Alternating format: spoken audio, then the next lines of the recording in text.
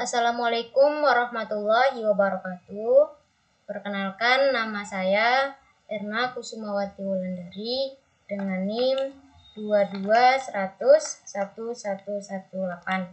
Di sini saya akan menjelaskan dan mempraktek terkait membangun clustering data. Teknik clustering melakukan pembelajaran mesin tanpa ada supervise untuk menyelesaikan suatu masalah. Clustering juga dapat dianalogikan sebagai tugas mengidentifikasi subkelompok dalam data sedemikian rupa sehingga titik data dalam subkelompok yang sama atau cluster sangat mirip, sedangkan titik data dalam cluster yang berbeda sangat berbeda. Keputusan tentang ukuran kemiripan dapat ditentukan melalui jumlah centroid masing-masing kelompok dan jaraknya. Clustering dibagi ada beberapa, yaitu precision based clustering, terus hierarchical clustering, sama density based clustering. Nah, precision based clustering ini dibagi tiga, yaitu K-means, ada fuzzy means, dan sebagainya. Yang kedua itu hierarchical clustering, algoritmative decisive. Yang selanjutnya K-means. Algoritma K-means adalah salah satu algoritma clustering yang bersifat iteratif yang mencoba untuk mempartisi dataset menjadi subkelompok non-overlapping berbeda yang ditentukan oleh key cluster, di mana setiap titik data hanya dimiliki oleh suatu kelompok. K-means mencoba membuat titik data intracluster semirip mungkin sambil dengan titik data yang lain pada satu cluster. K-means menetapkan poin data ke cluster sedemikian rupa sehingga jumlah jarak kuadrat antara titik data dan pusat masal cluster. Rata-rata aritmatika dari semua titik data yang termasuk dalam cluster itu minimal. Semakin sedikit variasi yang kita miliki dalam cluster, semakin homogen serupa titik data dalam cluster yang sama. Langkah-langkah metode K-means yaitu satu, memilih jumlah cluster awal atau K yang ingin dibuat. Sebagai contoh terdapat pada gambar 2 dimensi seperti yang ditampilkan pada grafik. Langkah pertama adalah memilih jumlah cluster. Misal, kita pilih untuk membaginya ke dalam 2 cluster seperti pada gambar. Yang kedua itu memilih titik secara random sebanyak K buah, di mana titik ini akan menjadi pusat centroid dari masing-masing kelompok cluster. Langkah kedua adalah menentukan titik pusatnya. Dalam satu cluster terdapat satu titik pusat atau yang disebut dengan centroid. Penentuan awal posisi titik pusat ini bebas, karena nantinya algoritma K-means akan merubah posisi tiap titik sehingga dicapai solusi paling optimal. Pada gambar 2, titik merah mewakili pusat cluster 1 dan biru untuk cluster 2. Dengan demikian, maka masing-masing data poin akan memilih titik pusat centroid yang paling dekat. Jika sudah dipilih, maka data poin tersebut akan menjadi bagian dari klasternya.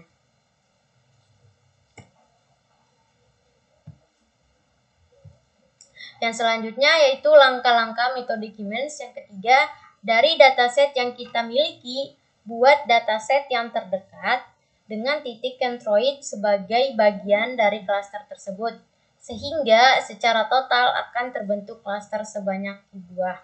Berdasarkan pengelompokan pada langkah kedua, maka setiap titik data saat telah tergabung dalam salah satu klaster, titik data yang diwakili dengan simbol X berwarna merah masuk ke klaster 1 dan simbol X berwarna biru masuk ke klaster 2 seperti pada gambar berikut.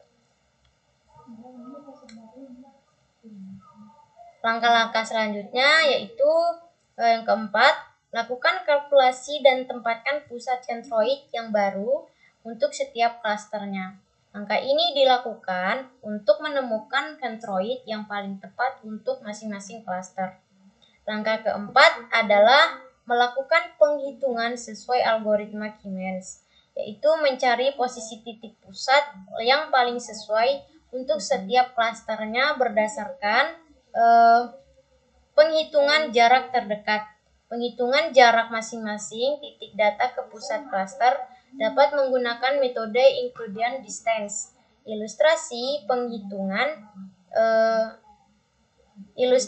penghitungan jarak dapat dilihat pada gambar berikut. Nah, untuk langkah-langkah selanjutnya yaitu yang kelima, dari dataset yang kita miliki, ambil titik centroid terdekat sehingga dataset tadi menjadi bagian dari klaster tersebut. Jika masih ada data yang berubah kelompok, pindah klaster, kembalikan ke langkah 4. Jika tidak, maka klaster yang terbentuk sudah baik. Langkah terakhir dari algoritma Keynes adalah melakukan pengecekan pada titik pusat yang telah ditentukan. Sebelumnya, pilih titik pusat terdekat dan masuk ke dalam klaster tersebut. Jika masih ada perpindahan klaster, kembali ke langkah 4. Algoritma Keynes akan terus mencari titik pusatnya, sampai pembagian datasetnya optimum dan posisi titik pusat tidak berubah lagi. Nah, yang selanjutnya yaitu ada optimasi Keynes. Dari pembahasan di atas dapat dianalisa bahwa salah satu faktor krusial baik tidaknya metode ini adalah saat menentukan jumlah klasternya atau nilai K. Karena hasil pengelompokan akan menghasilkan analisa yang berbeda untuk jumlah klaster yang berbeda juga. Jika terlalu sedikit K, misal 2, maka pembagian klaster menjadi cepat. Namun, mungkin ada informasi tersembunyi yang tidak terungkap. Jika K sama dengan 8, maka terlalu banyak klaster. Mungkin akan terlalu sulit untuk membuat analisa untuk memilih dukungan keputusan dari hasil klaster. Yang selanjutnya itu ada optimasi mengatasi. Untuk mengatasi ini, maka dapat ditambahkan fungsi optimasi yang akan memilih jumlah awal klaster secara tepat. Kita gunakan di sesi latihan dan sebuah metode elbow yang akan membantu kita untuk memilih nilai K yang tepat dengan menggunakan matriks WCSS, Within Cluster Sum of Squares. Contoh penghitungan seperti pada gambar, seperti pada PPT.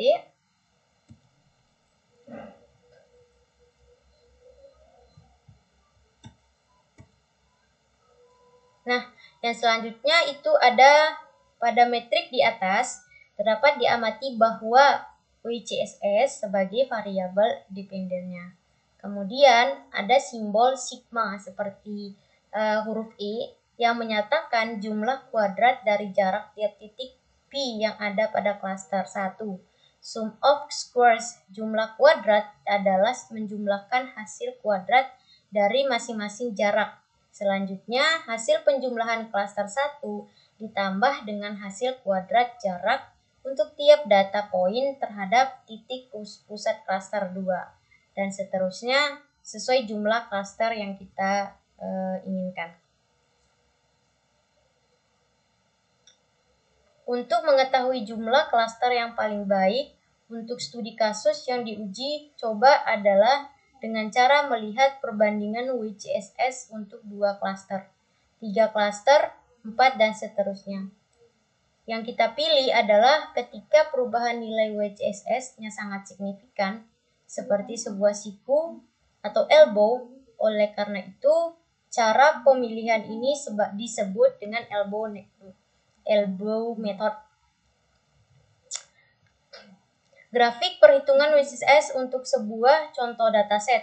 Semakin kecil skor WCSS, semakin baik. Sumbu X adalah jumlah klasternya. Sumbu Y adalah skor WCSS.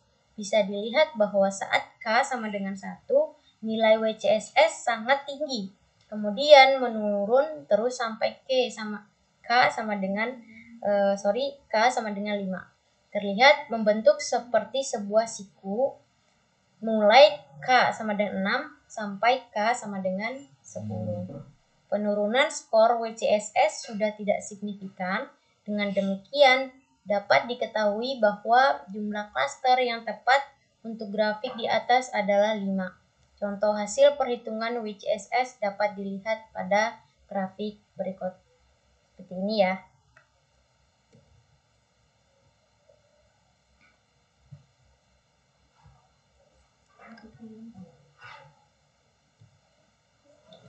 Pada studi kasus ini, kita akan mengaplikasikan metode Keynes ini untuk sebuah permasalahan nyata.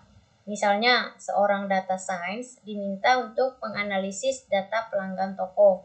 Data tersebut adalah data member atau pelanggan di mana hasil yang diinginkan sebuah analisa kecenderungan pembelian dari suatu kelompok pelanggan sehingga dapat memperkuat hubungan mereka terhadap konsumen.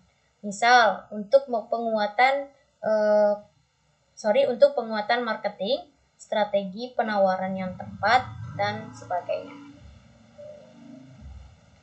Ini merupakan contoh codingan yang menggunakan bahasa Python.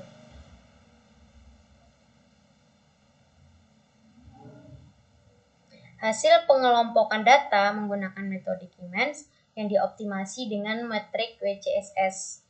Pada gambar di atas dapat diamati bahwa garis grafis yang berbentuk siku terdapat pada klaster 3 dan 5. Maka dapat disimpulkan bahwa pembagian klaster sebanyak 3 atau 5 adalah jumlah yang paling optimum. Nah, hasil pengelompokan data menggunakan metode Keynes yang dioptimasi dengan metrik WCSS. Pada dua gambar di atas dapat diamati hasil pengelompokan dataset yang terbagi dalam 3 dan 5 klaster. Hasil dari pengelompokan tersebut dapat digunakan sebagai dukungan keputusan untuk menentukan strategi yang dituju oleh pemilik toko terhadap pelanggannya. Pengelompokan hierarki adalah teknik clustering dengan memisahkan data ke dalam kelompok berdasarkan beberapa ukuran kesamaan. Menemukan cara untuk mengukur bagaimana mereka sama dan berbeda, dan selanjutnya mempersempit data.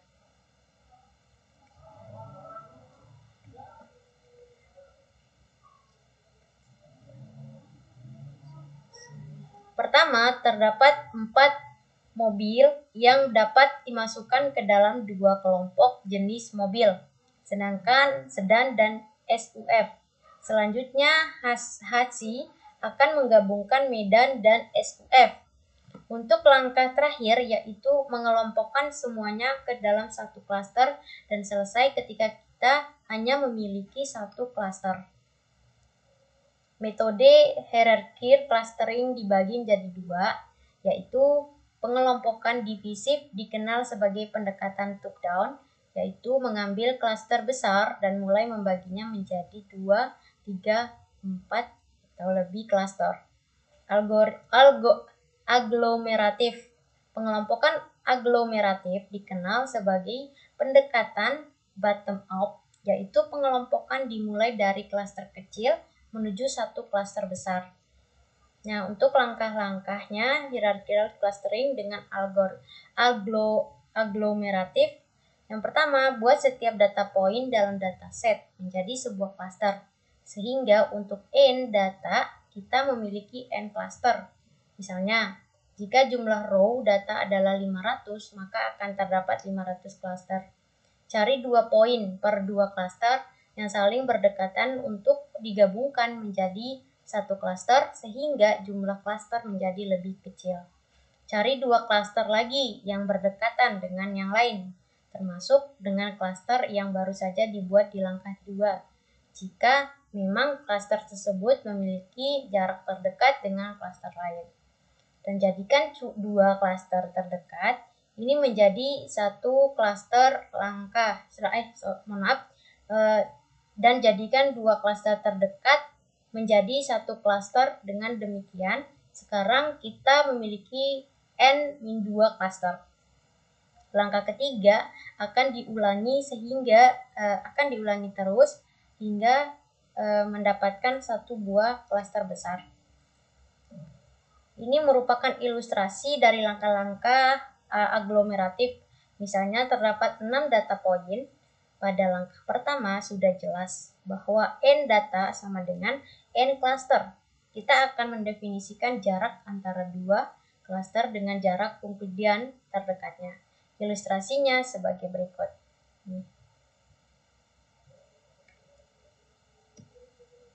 Proses menggabungkan dua klaster menjadi dapat masih dilanjutkan jika masih terdapat titik yang terdekat lagi yang memungkinkan untuk digabungkan. Selanjutnya, seperti langkah sebelumnya, kita cari dua klaster terdekat lagi.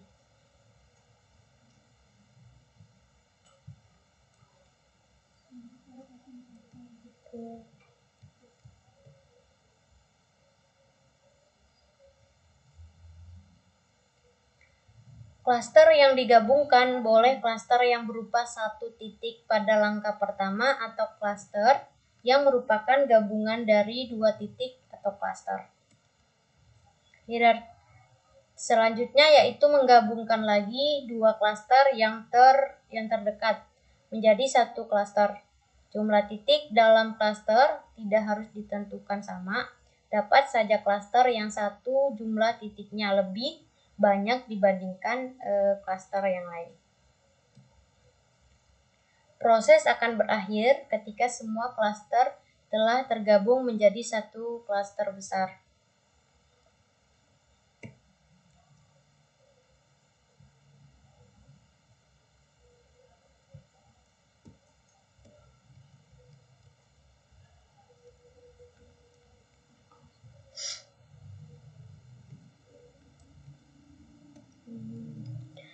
Pada clustering Keymeans yang kita pelajari sebelumnya, untuk mengetahui jumlah klaster yang tepat, kita dapat menggunakan metode elbow. Pada hierarchical clustering, kita dapat menggunakan dendrogram. Dendrogram adalah sebuah grafik diagram yang menunjukkan proses penggabungan klaster. Di sumbu X dari sebuah dendrogram, kita memiliki data klaster, sementara di sumbu Y adalah jarak ingredientnya. Ilustrasi dari penentuan dendrogram adalah sebagai berikut. Sama seperti pada contoh hierarchical clustering sebelumnya, terdapat 6 titik dalam satu diagram. 1, 2, 3, 4, 5, 6. Grafik yang atas adalah grafik awal dan yang bawah adalah grafik dendrogram.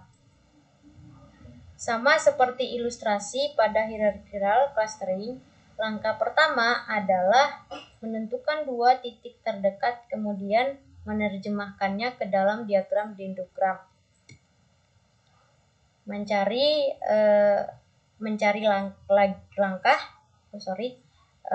lagi dua klaster yang berdekatan untuk digabungkan menjadi satu klaster lagi. Tinggi diagram dendrogram berbeda-beda sesuai dengan hasil penghitungan inclusion distance-nya. Seperti ini. Proses yang ketiga diulangi lagi dengan mencari dua klaster yang terdekat.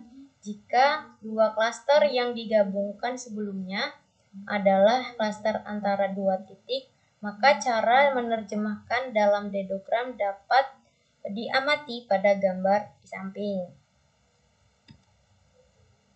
Yang selanjutnya itu mengulang proses dengan menggabungkan klaster yang sudah ada. Pada gambar di samping tampak bahwa dua klaster terakhir merupakan gabungan dari klaster yaitu dua titik yang menjadi satu klaster pada proses awal.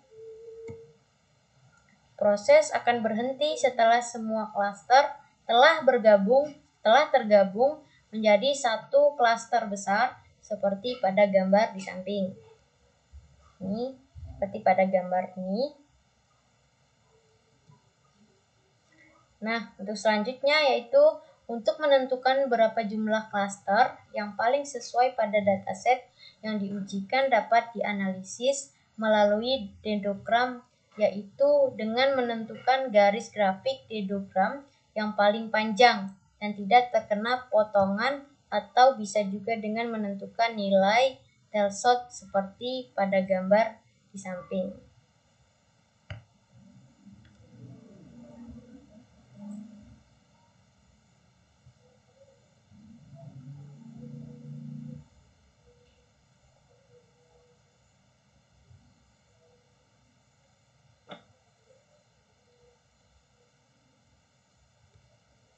Pada studi kasus ini, kita akan mengaplikasikan metode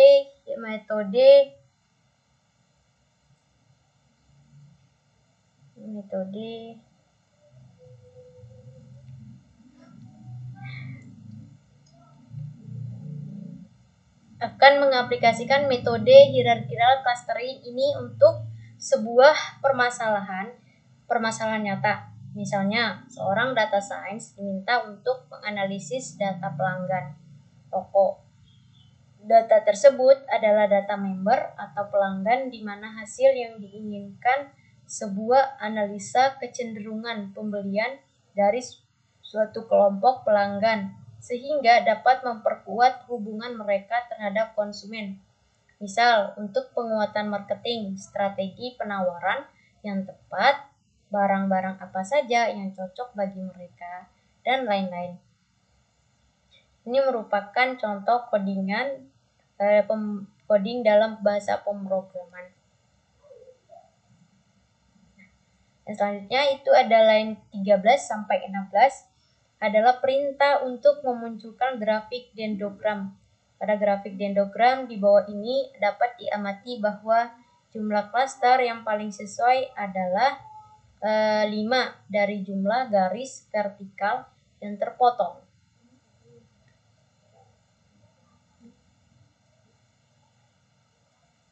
Ini merupakan codingan dalam bahasa pemrograman Python.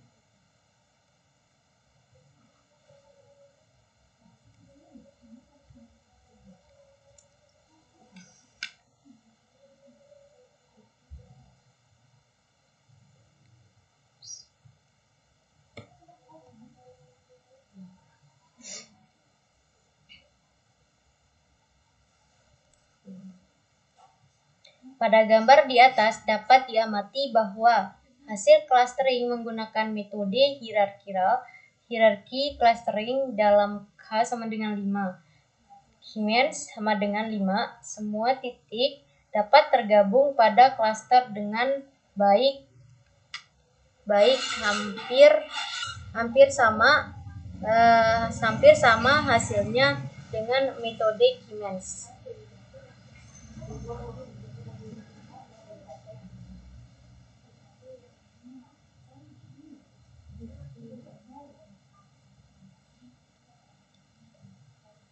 Pada slide sebelumnya telah dijelaskan teknik clustering berbasis partisi dan hierarki. Kedua, teknik ini efisien jika dataset berbentuk normal, namun ketika data cluster berbentuk arbiter atau ingin mendeteksi cluster outlier, maka DBSCAN merupakan teknik cluster yang sesuai. Untuk lebih jelasnya dapat diamati pada gambar berikut. Ini merupakan DBSCAN dan ini merupakan data dari Siemens.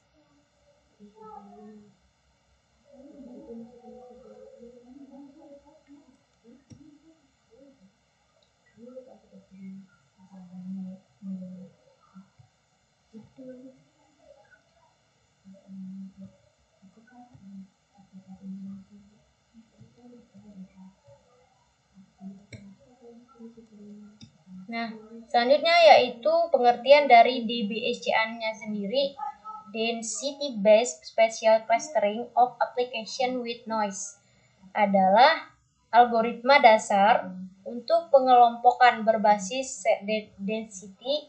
Algoritma ini dapat menemukan klaster dengan berbagai bentuk dan ukuran dari sejumlah besar data yang mengandung noise dan outlier.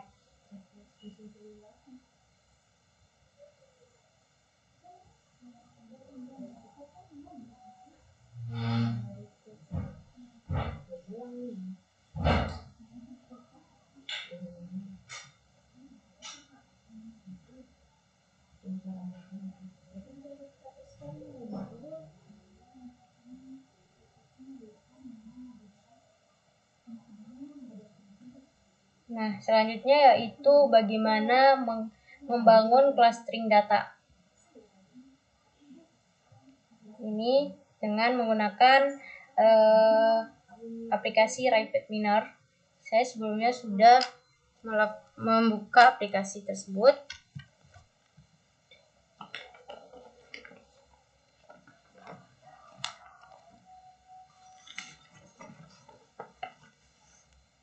Selanjutnya yaitu ada import data. Sebelumnya itu kita harus mengimport data terlebih dahulu.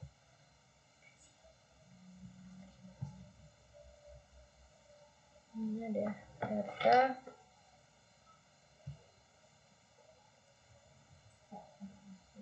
Import data. Bentar. Saya cari di sini. Mana saya cari di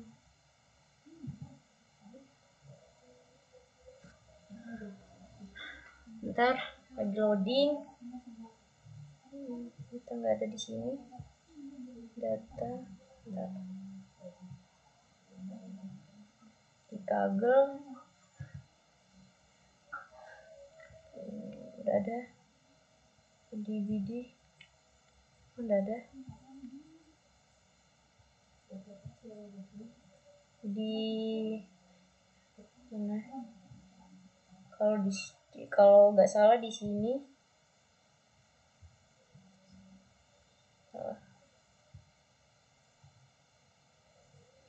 Di mana ya?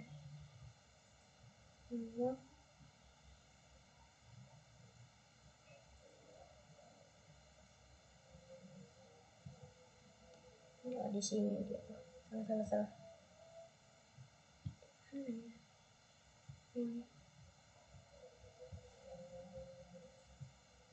Ini dia. Sini. Nah, sebelumnya itu teman-teman jika ingin mendapatkan data bisa cari di Kaggle. Teman-teman bisa masuk ke Chrome. Kaggle.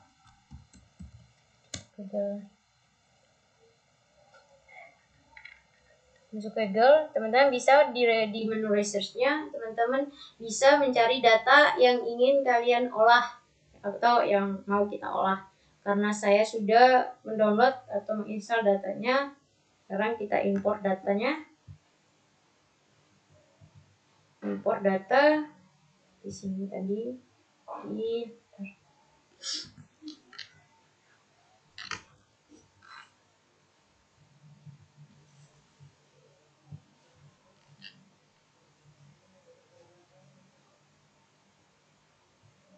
di sini salah. Nah, ini karena saya sudah menginstal datanya. Ini saya data original. Next. Bentar lagi loading. Next. Finish.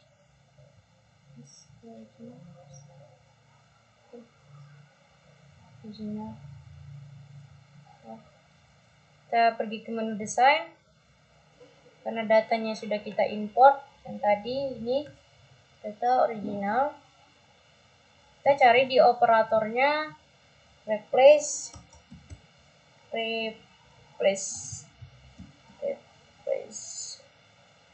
missing value. Nah, untuk itu kita cari lagi di operatornya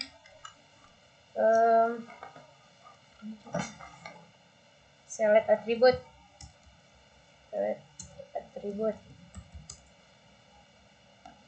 Taruh di sini. Ini attribute. Nah, setelah kita cari select attribute, kita cari normalize.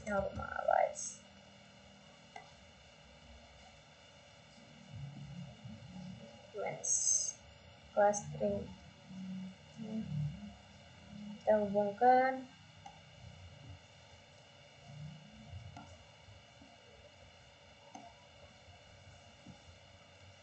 Kita cari clustering.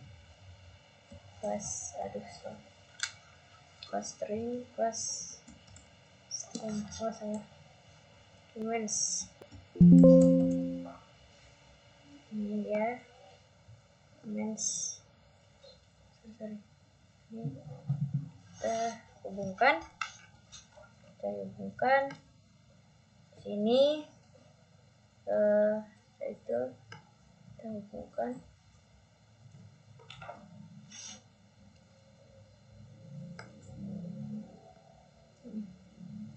di select atributnya. Itu kita mengatur di import atribut, all atribut sini, di normalis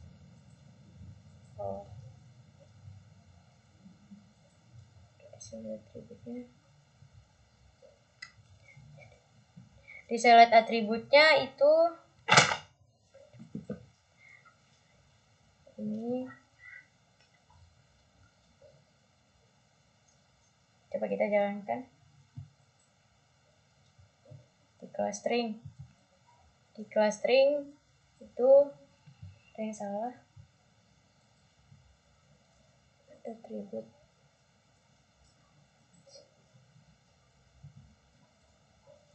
ini enggak.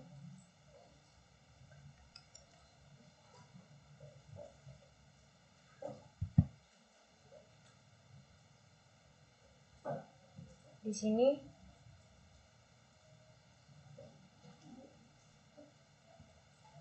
ini select atribut. Ini ada select atribut yang numerik. Ada berat, ada tinggi, ada RW, ada RT, GS, ada lila. Sudah, kita pindahkan di sini. Kita apply. Kita udah bisa normalis.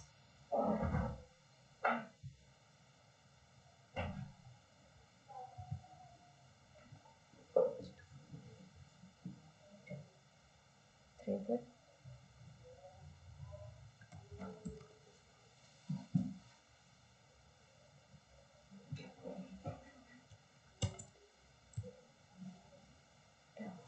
Bentar. Single all. Salah.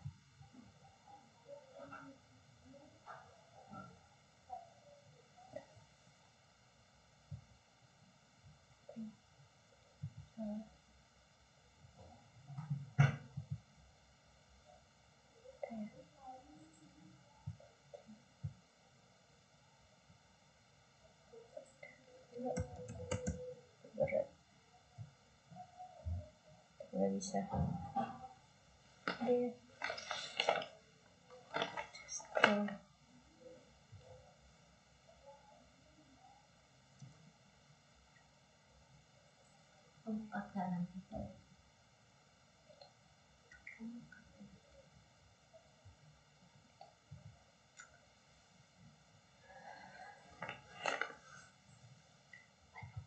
Yang ini ada error. Dari sini let's. Dari sini. String. Place. Keymeans. Sebentar. Model visualis Keymeans. Keymeans. Oh.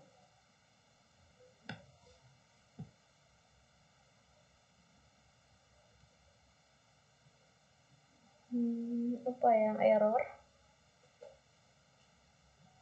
String.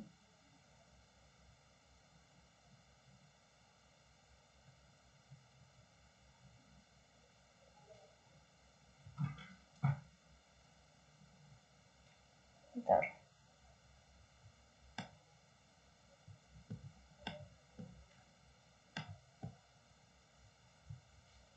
Ini sudah di kelas string.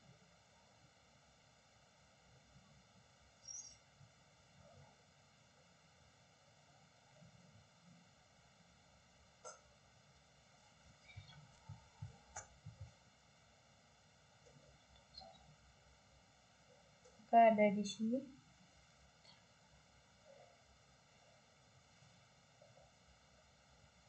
Sebentar, kita cek dulu. Desa, kelanjutan nama, terus status gizi, tanggal lahir, usia, berat, Dalila.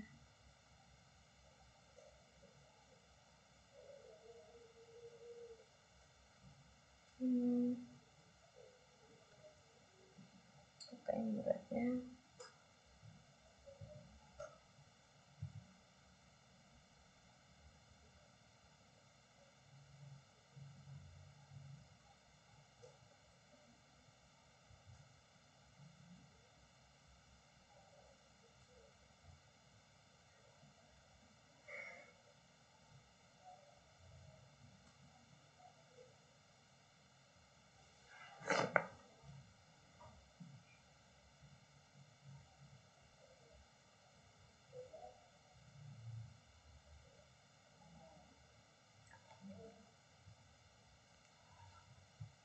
Kita apply, kita coba jalankan lagi. Ternyata di kelas stringnya. Kelas string.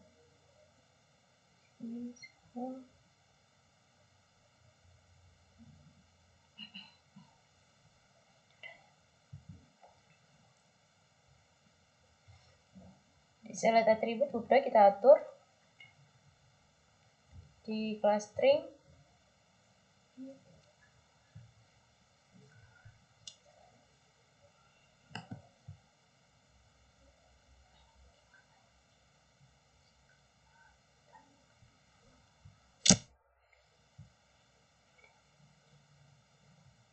di single all attribute. Oke, kita coba hapus diamnya, kita jalankan. Di sini.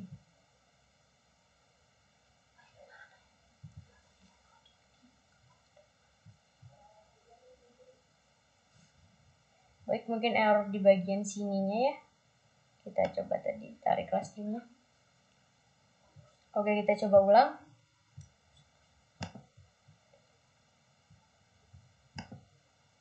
Delete.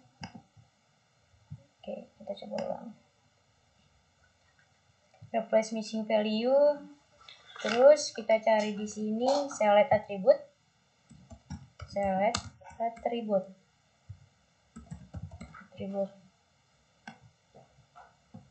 Nah, setelah itu kita cari normalis. Ini, teman-teman. Normalis.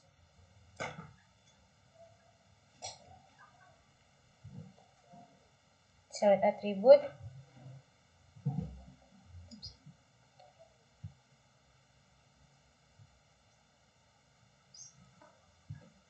Oke. Kita hapus.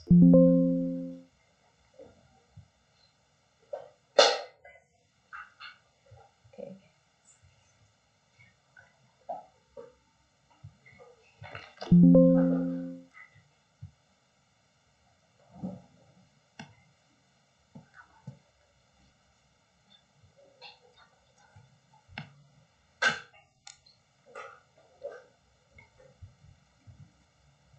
Nah, udah. Kontrol, kita coba kontrol berat, tinggi, lila, terus RW, RT, terus ini. Oke, kita coba pindahkan, kita apply, kita sambungkan. Oke. Oh, sorry. Kita cari operator Keymes.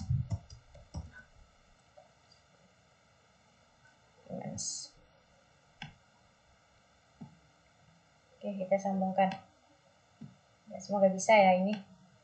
Bismillah. Kita jalankan. Oh, ternyata bisa ya teman-teman. Oke. Tunggu sebentar. Nah, ini teman-teman. Dibagi tadi. Ini. Sorry.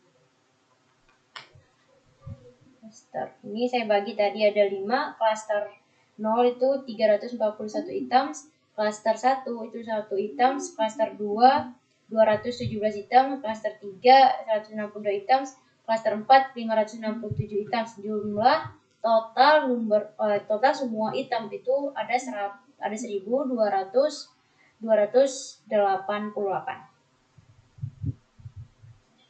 Baik, mungkin itu saja yang bisa saya sampaikan tentang membangun clustering data.